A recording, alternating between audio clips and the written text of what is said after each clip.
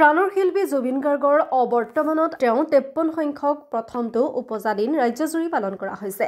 বৰপেটাতো ভাৰতীয় জনতা পাৰ্টিৰ জিলা সমিতিৰ উদ্যোগত তথা বৰপেটা জিলা প্ৰশাসন আৰু ফকৰুদ্দিন আলী আহমেদ চিকিৎসা মহাবিদ্যালয়ৰ হাস্পাতালৰ সহযোগত আজি ৰক্তদান শিবিৰ অনুষ্ঠিত কৰা হৈছে। স্থানীয় মিলেনিয়াম পাৰ্কত অনুষ্ঠিত এই কাৰ্যসূচীত জিলা প্ৰশাসন আৰু ভাৰতীয় জনতা পাৰ্টিৰ কৰ্মকৰ্তাৰ উপৰিও জুবিনৰ অনুৰাগী স্থানীয় বহু লোকেও ৰক্তদান কৰিছে। মুঠ 220 জন লোকে ৰক্তদানৰ বাবে নাম পঞ্জীয়ন কৰিছে। বৰপেটা জিলা বিজেপিৰ সভাপতি মহেন্দ্ৰ দাসে সদৰি কৰে যে প্ৰতিজন ৰক্তদাতাক জিলা প্ৰশাসনৰ পৰা আৰু ভাৰতীয় জনতা পাৰ্টিৰ তৰফৰ পৰা একোখনকৈ প্ৰমাণ পত্ৰ প্ৰদান কৰা হ'ব। ইয়াৰ লগতে প্ৰতিগৰাকী ৰক্তদাতাক জুবিন গাৰ্গৰ নাহৰ গছৰ একোটিকৈ পুলিও আগবঢ়োৱা হ'ব। সভাপতি দাসে পুলিবোৰ বৰগছত পৰিণত কৰাৰ বাবে প্ৰতিজন লোকক আহ্বান জনায়। আনহাতে আজিৰ কাৰ্যসূচীৰ লগত সংগতি ৰাখি প্ৰাণৰ শিল্পীগৰাকীৰ প্ৰতি শ্ৰদ্ধাঞ্জলি নিবেদনৰ এক কাৰ্যসূচী ৰূপায়ণ কৰে।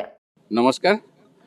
আজি আমাৰ প্ৰাণৰ শিল্পী জুবিন গাৰ্গৰ 53 সংখ্যক জন্মদিন উপলক্ষে গোটেই অসমৰ লগতে আমাৰ বৰপেটা জিলা ভাৰতীয় জনতা পাৰ্টিৰ উদ্যোগত ভাৰতীয় জনতা পাৰ্টি তথা যুৱ মৰ্চাৰ উদ্যোগত আৰু জিলা প্ৰশাসন তথা আমাৰ জিলা মেডিকেলৰ সহযোগত যি আজি ব্লাড ডোনেশ্যন কেম্প আৰম্ভ কৰা হৈছে আৰু এই আৰম্ভণিতে আমি প্ৰাণৰ শিল্পী জুবিন গাৰ্গদেৱৰ প্ৰতিচ্ছবিত বন্তি প্ৰজ্বলন আৰু পুষ্পাঞ্জলি জ্ঞাপনেৰে আমাৰ বুঢ়া ভকত হেমেন বাপ দেৱে বন্তি প্ৰজ্বলন কৰে আৰু তাৰ পিছতে আমাৰ প্ৰায় 220 গৰাকী ডনাৰে ইয়াত নাম অন্তৰ্ভুক্তি কৰিছে আৰু কিমানখিনি হয় আমি সেইটো ক'ব নোৱাৰোঁ।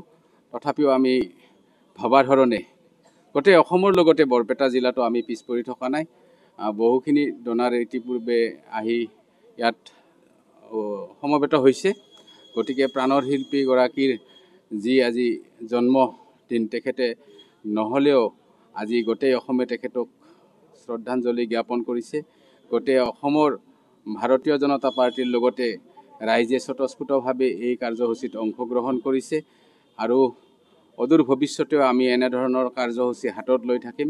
তেখেতে কায়িকভাৱে আমাৰ মাজত নাথাকিলেও আমি তেখেতক জীয়াই ৰখাৰ বাবে তেখেতৰ যি মানৱধৰ্মী তেখেতৰ যি শিল্পী মনোভাৱ তেখেতৰ এই শিল্পী মনোভাৱক আৰু মানৱ দৰদী যি তেখেতৰ মনোভাৱ তাক আমি জীয়াই ৰাখিবলৈ গোটেই অসম বুলি নহয় গোটেই ভাৰতবৰ্ষতে আমি জীয়াই ৰাখিবলৈ প্ৰাণ চেষ্টা চলাম আৰু এয়া আমাৰ সংকল্প লৈ আজি এই ৰক্তদান কাৰ্যসূচী দিনজোৰা কাৰ্যসূচী চলি থাকিব আৰু যিয়ে আহে তেওঁ ইয়াত ৰক্তদান কৰিব।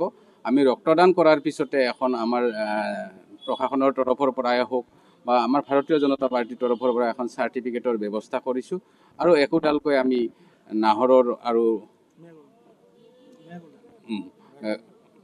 গছৰ আমি পুলিৰ ব্যৱস্থা কৰিছোঁ। তেখেতসকলক আহ্বান জনাইছোঁ যে গছ পুলিডাল যেন সযতনে ৰাখে, সেইডাল যেন মানে দলফলকৈ বৃহৎ গছ এডাল হ'ব পাৰে। সকলোকে যত্নপৰকৈ ৰুবলৈ আহ্বান জনাইছোঁ। এইখিনি